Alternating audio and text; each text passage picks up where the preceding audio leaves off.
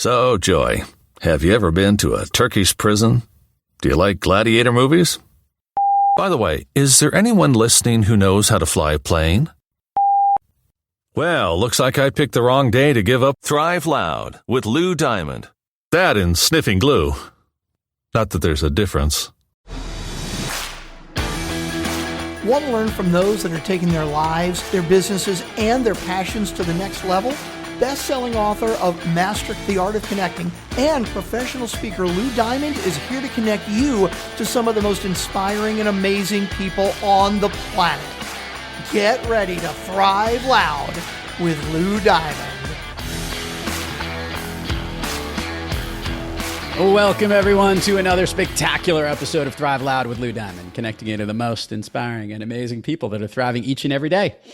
I'm your host, Lou Diamond. Today on Thrive Loud, we have a woman who's in the business of changing lives for more than a quarter of a century. It sounds better than the number of years, just seems less.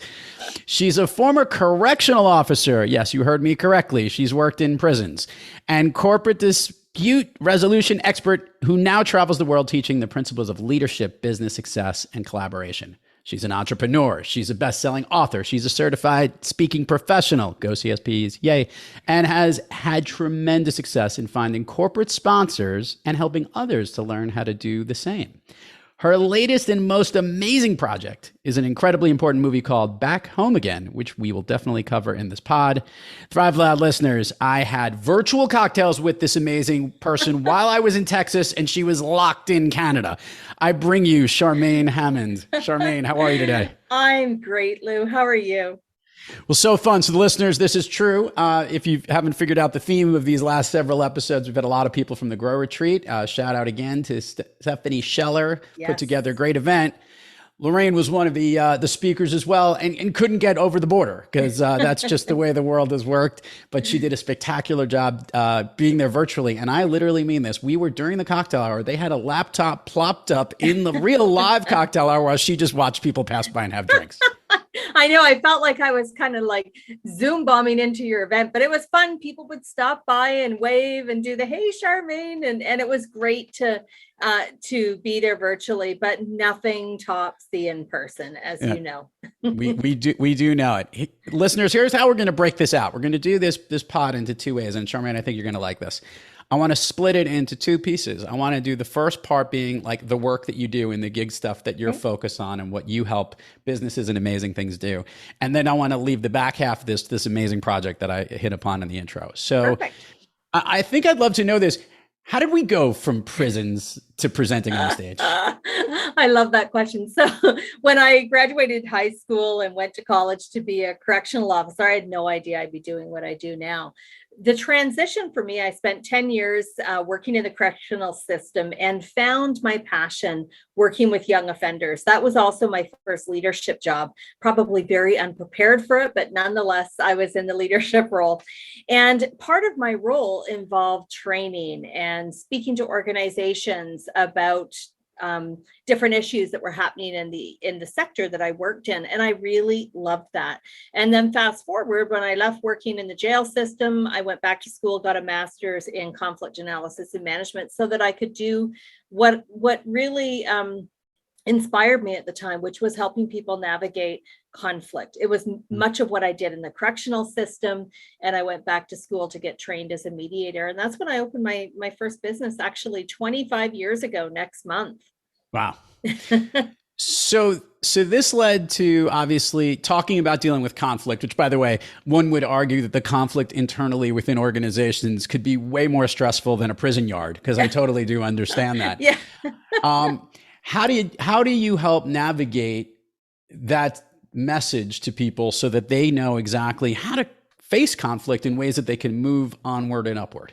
Yeah, I love that you said face conflict and move onward and upward, because so many of us avoid conflict because we don't know how to get the conversation started. We are afraid of making things worse. We're concerned that we're going to hurt feelings, and then we don't deal with it at all, which actually makes the conflict so much more difficult to deal with. So the work that I do is really helping people get prepared for what we call these difficult conversations. And I teach what I call a bookended system. The first 90 seconds and the last 90 seconds of any tough conversation are critically important around what happens in between. And when people can just learn those skills of speaking in a way that people will listen to them and listening in a way that people will want to talk to them, they can navigate the conflict. And that's what I teach. And I have a 5-step model that I've used as a mediator and have now adapted it for the work that I do, teaching organizations, employees, and communities how to deal with conflict. So, Charmaine, I like this because by the way you're describing this as somebody that helps to bring people together through these conflicts, you are a connector. and being a connector, that means that you're adept at figuring out where certain pieces can get together and how pieces fit.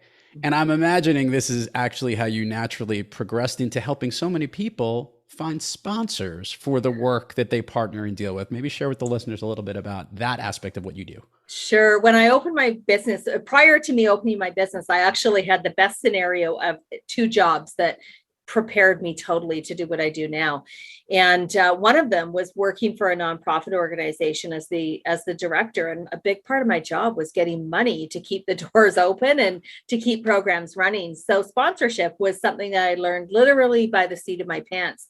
I then left that job and went and worked for government, where I had a purse. It was quite a large purse of government funds to be able to determine what organizations received those funds in sponsorship, grant, or donations. So I was giving away the money. I wish the jobs were reversed, actually. I probably would have been way more successful in the nonprofit role. But I learned what sponsors are looking for because I was on that side of the table. I learned the mistakes that people make, and I learned where people were missing opportunities.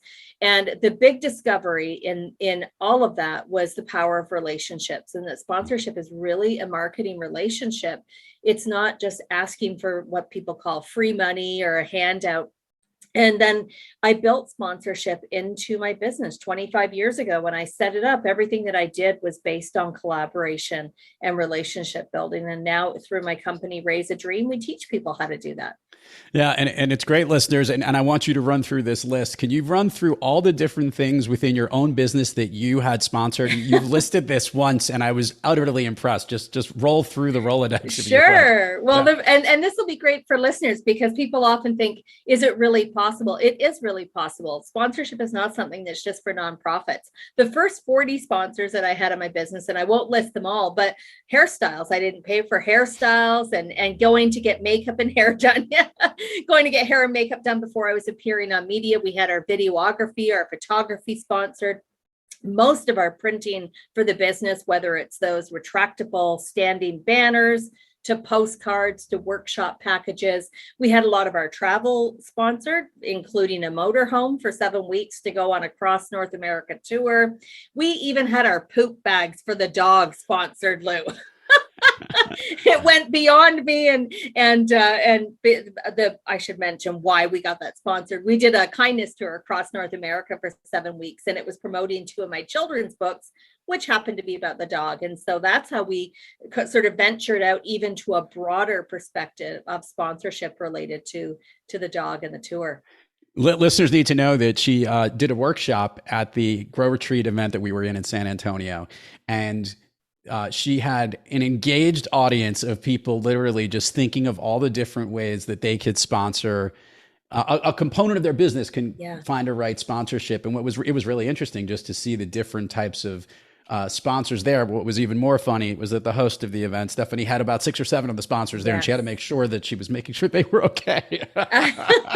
She didn't want to lose any sponsors. Exactly. Everybody goes and jumps in. And I love that you've actually raised that, Lou, because one of the things that's so important to know about sponsorship is choosing the right fit. So in this example, a sponsor for the Grow Retreat and Stephanie's business may be very different than your business and my business. And what people need to do when they're thinking about sponsorship, businesses, entrepreneurs, nonprofits, you want to look at, first of all, being super clear on who your audience is. That's one of the reasons why sponsors say yes. So in Stephanie's case, her sponsors wanted to be a part of that because of the audience that Stephanie brings and the high quality events that she produces and her expertise in marketing, and probably a whole bunch of other reasons. But I would suspect those are on the top 3. And for us as businesses, we want to make sure we know who our audience is and then choose those partners that are the right fit because you are in a relationship with them. Yeah, no, it's so true. I was actually going to ask this. What is the biggest hurdle that you see when you're working with organizations or when you're doing your workshops or speaking with people about sponsorship? What do you see as maybe the block that most people initially have trouble getting over when you work with different types of organizations, trying to figure out what sponsors might be right? Oh, that's such a juicy question. The biggest block, part of it is mindset. That people are not clear, whether it's entrepreneurs, businesses, nonprofits, they're not clear on how to position themselves. And so they start doubting, why would a sponsor say yes? My list isn't big enough. I don't have enough social media following. We had 1,100 Facebook followers on my Toby brand when we went out to negotiate a 7-week RV motorhome deal. So what's really important is to know that you bring a lot to the table to sponsors. What we want to do is figure out what is that special quality about you, your business, your brand, your project, so that you can choose the right fit partners. And the other big hurdle is that a lot of times people are not wanting to or don't set aside the time that it takes to do these relationships. So what they do is on a weekend, they create, 100 versions of a generic proposal and blast it all over the emails and Facebook Messenger to people, and they get zero yeses back because they miss the relationship. So it's got to be something that we're willing to invest in. But I can say, as a speaker, as a business owner, as an author, we have sponsors that I've been working with now for 8 years. And when I phone them up with a new project, they said, whatever it is, Charmaine, I'm a yes, we'll figure out the details later. These are long-term relationships you want to build. So we've covered, obviously, the entrepreneurial aspect, worked in the correctional facilities. We've moved over. You have an expertise in sponsorship. And I mentioned that you are a master connector and bringing all these things together and helping people to do the same. You're also the executive producer of a very special movie that is very near and dear to your heart, which took a lot of connecting skills and bringing things together. Mm-hmm. Can you share the backstory about how it all began and how Back Home Again became the project that it is? And we're gonna talk about this. I'm also going to explain that this might be the greatest compilation of Canadian entertainers I've ever seen in my entire life. So I'll leave it with that and give you the court here. I agree with you on that, Lou. It's an incredible cast. I'll talk about the movie and then the cast and the connection. So the movie Back Home Again is a animated movie about the Fort McMurray, Alberta, Canada wildfires that happened in 2016. A massive disaster that evacuated the entire community of more than 80,000 people for a very long period of time. And Michael Mankowski, who is the incredible screenwriter director, thought, how do we tell this story in a way that is helpful for people? And that we take a story that might be very difficult to hear and create that to be a conversation starter to help people heal. And that's why I chose animation. And the story is told through the animals who live in the forest where the fire occurred. It's brilliantly written. How I got involved is Fort McMurray, the community that had the fire, was actually my home for 15 years. And while I didn't live there at the time of the fires, I was brought back by the school divisions, a number of businesses and nonprofits to actually help them with the recovery and resilience work, because I do a lot of speaking on collaboration and resilience. So I got the chance to work with the community for a number of years on that. And it was there I met Michael. Everyone was saying, have you met Michael Mankowski? You're an author. He's a writer. You need to hear this project. We finally met up. And I'm not kidding you, Lou, in 15 minutes of him sharing his big why and what this project was about, I was a heck yes. I don't know what that looks like, but count me in. And the project checked off all the boxes that are important to me. It was about community. It was about connection, collaboration. It was intended to do good in the world. It had a story that could help people globally. It had to do with mental health. And Michael is just an amazing writer. So I've been involved with this almost since the beginning, which is almost 5 years ago. And the project includes an incredible cast, as you said, Lou, from Catherine O'Hara to Michael J. Fox, Eugene Levy, the late Ad Asner, the late Norm Macdonald, just incredible. Mina Savari, Jeremy Renner, who performs the originally written song Back Home Again. And I want to mention, I really want to shout out this cast, because as Michael and our producer, John Schneider, were working on bringing the cast in, they generously donated their time and voice to this project. Wow. For those who, you'll see in the podcast landing page for this episode, we've embedded the trailer for the movie, which you should all definitely check out. And you might even get a little bit of a laugh, but also see the unique approach that was done. And I want to go back to this. Was there ever a concern in trying to address the seriousness of this issue that by making it animated, you might lose that aspect of the importance of the real message that this is about, is the importance of, how forest fires are getting created by humans. Yeah. And this is something that needed to be addressed. So was that discussion ever made? I love that you've raised that, Lou, because Michael puts so much care and focus on the whole process from script to throughout the whole production. We actually ran this through and engaged about 19 mental health professionals at different stages of the script development to really look at how do we tell something serious in a way that doesn't lose the message. It doesn't water it down, but it's presented in a way that people can hear it. That people can then engage in a conversation. We also showed it to a number of educators and mental health and grief and loss experts. And one of the reasons why Michael chose animation to produce this movie, which is all based on real actual stories. These were interviews that Michael had actually done in the community and then created into the movie. Animation gave Michael the opportunity to sort of soften some of the heavier parts. So there's a scene in the movie.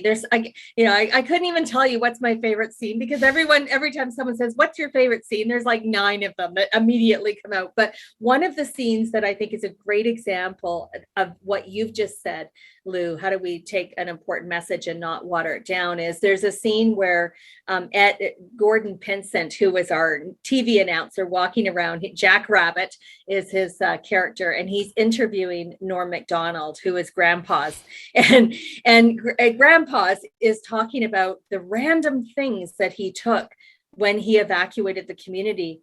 And I'm smiling with affection here because when Michael and I talk to people from the community, my friends and coworkers from previous jobs were evacuated.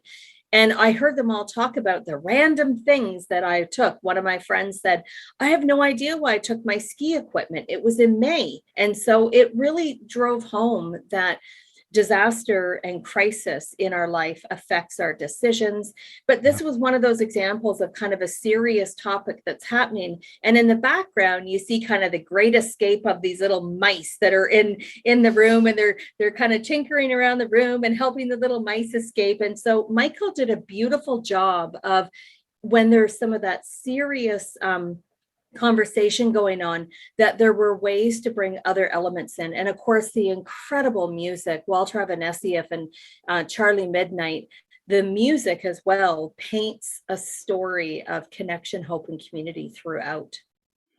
It's interesting because there have been so many, not just in Canada, but also in the States and all across North America, so many fires every single year of epic proportions, hitting everybody, with so many communities being affected. We were just chatting beforehand, the recent fires in Boulder, Colorado, those in Northern California, and they continue. So I highly recommend everybody check out the film, figure out where you can go see it, and really understand the message that's here, because I think obviously, like anything else, the more awareness, the better. So kudos to you on this amazing project. And I'll ask you this as one of the list of an amazing list of executive producers on the project. What was the feeling of, for the last 6 years, being part of your life? I guess with all the work that you do, you've written books, you obviously speak with people, you help people. The meaning of this to you? Probably get emotional here. The meaning of this to me, this honestly, Lou, is I'm going to call it a project of healing for me. Partway through, the production of Back Home Again. So we were partway through the animation, partway through, it was 2018, and I got a diagnosis of breast cancer. And that, as a speaker, that changed everything. I had to cancel events while I went through surgeries and treatments, all the things that I would wake up for in the morning that gave me inspiration, doing things I love, being with people I love, was changing. And I've said to Michael Mankowski, the screenwriter, numerous times that I firmly believe that working on this project was my beacon of hope. I had lots to wake up for every day, but this allowed me to be able to do what I love from a work perspective when I was able to. So I could hop on calls with sponsors when I was feeling strong enough. I could get on Zoom calls when I was feeling able. And this project, what happened for me as we were going through the production, this was created to be a story of hope, community, connection, and to talk about mental health. And it challenged me to do all of that in my own life and what I was going through. And it was sort of the ultimate test. And this project is just like, I can't even describe how fun it is. It has challenged every creative fiber in my body to think outside the box and to build relationships with people that I would probably never have been otherwise able to even get on a phone call with. So it's challenged my skills and my thinking and my innovation in ways that I didn't think were possible. So it is a big project of love for me. And Michael Mankowski calls it a love letter to his community, which I think is a beautiful way to describe this. First of all, thank you for sharing that. And how are you doing? I'm doing great. It's been 3 years now, and every January, right about next week, I go in for checkups, and they've been great, all clear. I'm feeling stronger and healthier, and part of going through something like that, it challenges it. And you know this, Lou, as a speaker, when we're on the go and we're traveling, and there's so many things that we're juggling. I love my work, so it doesn't feel like work, and it's very hard for me to turn it off. And it challenged me to set some pretty important boundaries in my life. And so there was so much good that came out of something that was pretty difficult in the beginning. Spectacular. Let's do the admin part of the show. Then we're going to go down Fun Street, even though we've been having fun from the very beginning. Share with the listeners all the places people could find you, the links and the promos. We're going to put it in the links, as I mentioned, but it gets way more engagement when they hear it from you. Perfect. Thanks so much for that. One of the best ways to find me is on the website, raiseadream.com. And we have all our socials, Raise a Dream. To find out about the movie Back Home Again, go check out Back Home Again Movie at backhomeagainmovie.com. And the socials as well are all Back Home Again Movie. And you'll learn lots about the movie, when it'll be coming to a place near you in 2022. And I do my own social media. So if people are reaching out to me on social, it's actually me that is responding. Love it. Ready to do Fun Street? Oh, I can't wait. So here's how we roll on Fun Street. The first thing I love to do, Charmaine, is I love to kick things off by asking somebody who's obviously been involved in the movie, do you have a favorite movie that you love to watch, or one that you love that's always stuck, has a special place in your heart? Oh my That isn't gosh. this movie. Yeah, that's first. I love Officer and a Gentleman. It takes me back to the 80s. It was the first movie that my husband Chris and I went on a date. Every time I hear that, it's sort of like I'm back there again. That's one of my favorite movies. That's a classic. Everyone loves that scene walking through the paper mill, right? Exactly.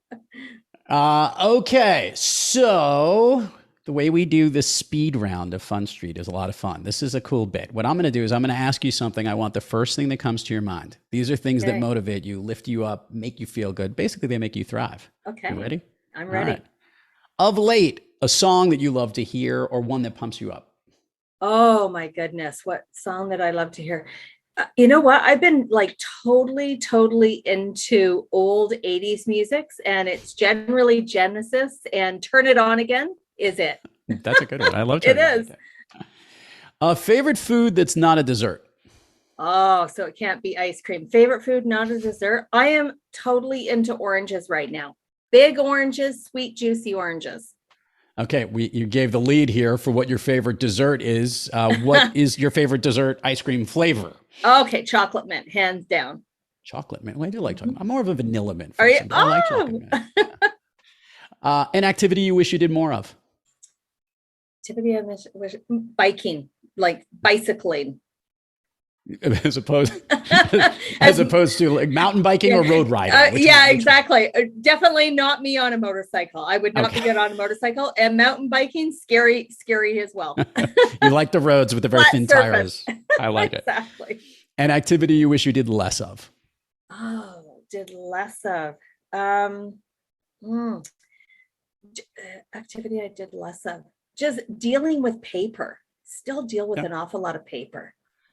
Going digital. We're getting you there. I'm old school. I'm getting there, Luke.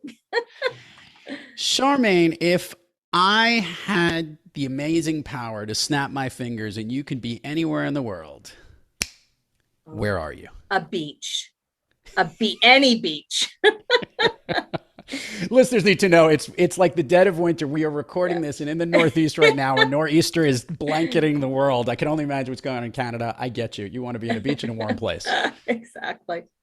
All right. Well, I got to tell you, every time we get guests on this show, I'm always smiling and happy. But when we have someone that's been on the journey and continues to do what you love, but also help others to do the same and really connect other people, you got a special place in my heart, Charmaine. So thank you so much for coming on Thrive Loud. This is great. We know why you were here, and thank you for being here. Thank you so much, Lou.